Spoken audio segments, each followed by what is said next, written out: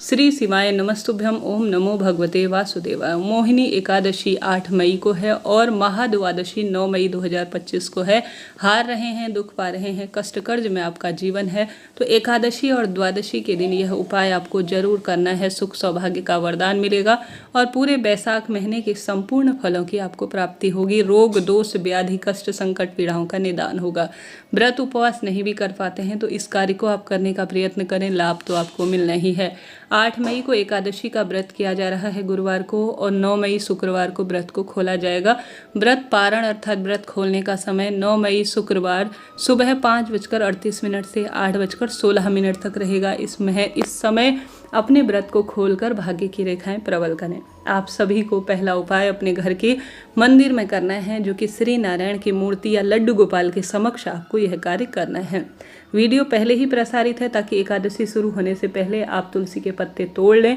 किसी कारण से तुलसी के पत्ते नहीं तोड़े गए हैं तो पहले से भी आप तुलसी के पत्ते जो प्रयोग हो चुके हैं उसे काम में ले सकते हैं, या तुलसी के पत्ते झड़े हुए हैं तो भी आप काम में ले सकते हैं। इस दिन अभिजीत मुहूर्त 12:57 से 12:50 तक रहने वाला है।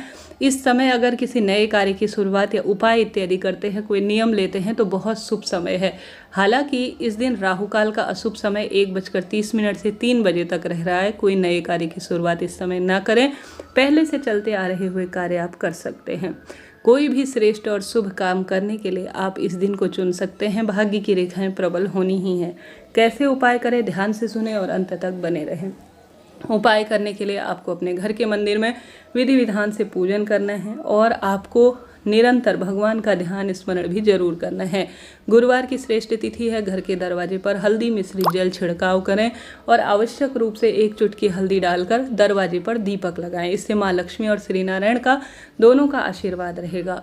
और उसके बाद नहाने के पानी में गंगा जल, तुलसी की लकड़ी और 1 चुटकी हल्दी डालकर आप स्नान करते हैं तो रोग दोष कष्ट पीड़ा का अपने आप निदान हो जाता है। उपाय करने के लिए आप या तो विशेष तौर पर 5 तुलसी की पत्ती ले सकते हैं, 2 ले सकते हैं, 11 ले सकते हैं, इच्छा आपकी है।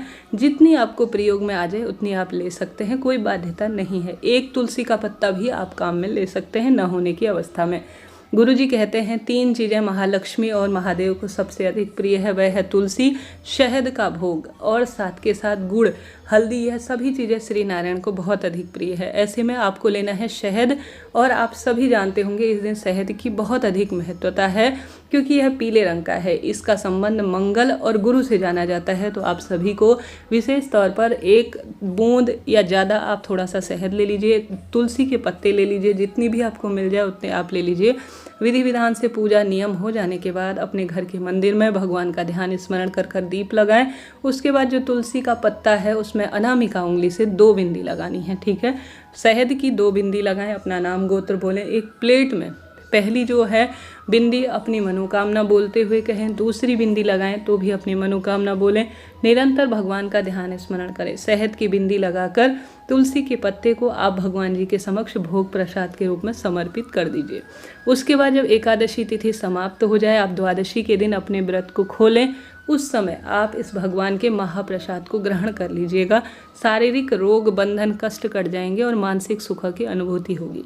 किसी कारण से आप एकादशी व्रत नहीं करते, द्वादशी पर अपना व्रत नहीं खोल पाते, सामान्य पूजा पाठ करते हैं तो हमेशा प्रसाद को आप सभी को थोड़ी देर बाद हटा लेना चाहिए। तो आप सभी पूरे दिन भर में कभी भी तुलसी और आवश्यक रूप से जो शहद है उसे ग्रहण कर लीजिएगा। ऐसा करने से यह महाप्रसाद है जिसे भगवान जी, माता लक्ष्मी ने और सभी देवी देवताओं ने ग्रहण किया है और यह अभिमंत्रित है और यह महाप्रसादम है। आपने देखा होगा बड़े बड़े मंदिरों में तुलसी पत्र प्रसाद स्वरूप वितरित किया जाता है। भगवान जी को जल जो रखा जाता है श्री नारायण के मंदिरों में उसमें तुलसी पत्र जरूर से डाला जाता है। यह एक सुख सौभाग्य की निशानी होती है जो कि हर स्वरूप में सुख देती है। दो आप बिंदी लगाकर जो है जो हमारे पास शहद होता है उसकी श्री नारायण और देवताओं के समक्ष, माता लक्ष्मी के समक्ष भोग लगाएं। बाद में उसे आप ग्रहण कीजिएगा। यह महादेव, यह श्री नारायण, क्षमा करें, यह श्री नारायण माता लक्ष्मी को प्रसन्न करता है। सबसे दिव्य प्रसाद है। अगर विशेष शहद का लेपन या बिंदी लगाकर आप प्रसाद स्वरूप भगवान को इसे ग्रहण कराते हैं या आप स्वयं इसे ग्रहण करते हैं तो बहुत अच्छा इसका सुखद परिणाम मिलता है। तो यह उपाय आप करके देखिएगा, लाभ आपको मिलेगा। बात कर लेते हैं दूसरे उपाय की। यह उपाय काफ़ी सरल है, इसे भी आप एकादशी को जरूर कीजिएगा। आपको पितृदोष भारी सता रहा है, शारीरिक मानसिक आर्थिक बंधन आपके जीवन में हो गया है, कोई ना कोई परेशानी लगी ही रहती है, तो आप सभी को या तो स्वधा स्रोत का पाठ करना चाहिए। 12 श्लोक का एक स्वधा पाठ आता है, उसे अपने घर के मंदिर में शिवलिंग के समक्ष आप कर सकते हैं। ऐसा ना कर पाए तो सामान्य सरल तरीके से एक जल का लोटा लीजिए, जल के लोटे में आप चाहें तो गंगा जल डाल लीजिए। गुरुवार का दिन है, कनेर के फूल डाल सकते हैं, चने की दाल डाल सकते हैं, पीला चंदन डाल सकते हैं, कोई भी पीले रंग की वस्तु आपको जल के लोटे में गुरुवारी एकादशी के दिन शिवलिंग पर जल चढ़ाने के लिए डालना चाहिए। मटके से ठंडा पानी लीजिएगा, बहुत सुंदर इसके परिणाम मिलेंगे। फिर इसके बाद आप स्वधा स्वधा स्वधा 3 बार स्वधा स्वधा स्वधा बोलते हुए आप शिवलिंग पर जल चढ़ा दीजिए। ऐसी मान्यता है जो भी भक्तजन 3 बार स्वधा स्वधा स्वधा स्मरण करते हुए शिवलिंग पर जल चढ़ा देता है, उसके रोग दोष व्याधि कष्ट संकट पीड़ा से उसे मुक्ति मिलती है और सब सुख स्वतः ही मिल जाते हैं। तो यह 2 कार्य आप जरूर करें। तीसरा जो सबसे सरल सुंदर श्रेष्ठ उपाय है वह है केले वृक्ष की जड़ में। केले वृक्ष की जड़ में 1 चुटकी दूध, गंगा जल और जल आप जरूर समर्पित करें। पीला धागा लेकर आप भगवान का सुमिरन ध्यान करते हुए केले वृक्ष की परिक्रमा जरूर करें। साथ ही केले वृक्ष की जड़ में दीपक लगाकर गुड़ चना और केले का भोग जरूर लगाएं।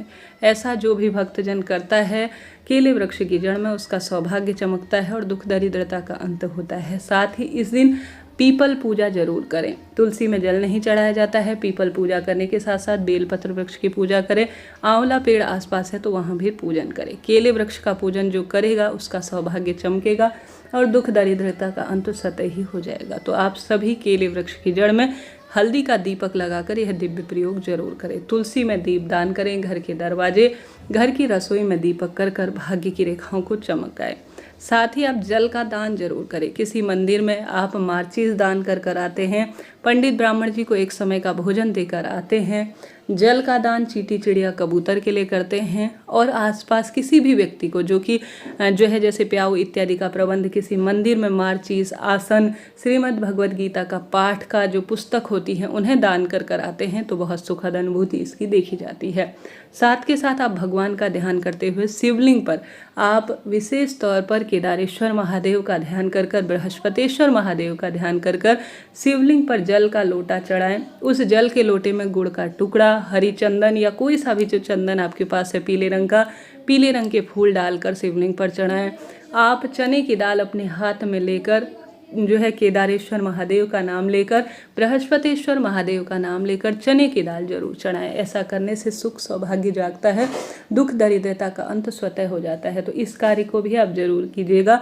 इसके साथ साथ आप सभी तुलसी की लकड़ी का दीपक घर के मंदिर में श्री नारायण के समक्ष आप चाहते हैं कि आप हवन करें तो अति उत्तम है। हवन न कर पाने की अवस्था में तुलसी की लकड़ी लीजिए, उसमें आप कॉटन अर्थात रुई या कच्चा सूत का लावा घी में डुबोकर, सिर्फ लकड़ी नहीं जलानी है, उसमें आप रुई या जो है कच्चा सूत जरूर लपेटिएगा। ओम नमो भगवते वासुदेवाय या ओम महालक्ष्मी च विद्महि विष्णु पत्नी च धीमहि तन्नो लक्ष्मी प्रचोदयात या श्रीमन नारायण कहते हुए तुलसी की लकड़ी का दीपक अपने घर के मंदिर में श्री नारायण के समक्ष जरूर प्रस्तुत करें, जरूर प्रज्वलित करें। यह भाग्य उदित करने का सा कार्य माना जाता है। अपनी मनोकामना कहते हुए तुलसी की मंजरी की माला अगर श्री नारायण के गले में या तुलसी के पत्तों की माला धारण करा देते हैं तो यह भी बहुत अधिक लाभदायक माना जाता है। महादेव के जो है शिवलिंग पर बेलपत्र की माला समर्पित करना आज के दिन सौभाग्य जगाने का कार्य करता है। पीले फूलों से श्री नारायण और महादेव का श्रृंगार करें, पूरे बैसाख महीने का सुंदर आपको फल मिलेगा। एक समय का भोजन कुछ भी नहीं कर सकते हैं तो पंडित ब्राह्मण जी को दान दीजिए।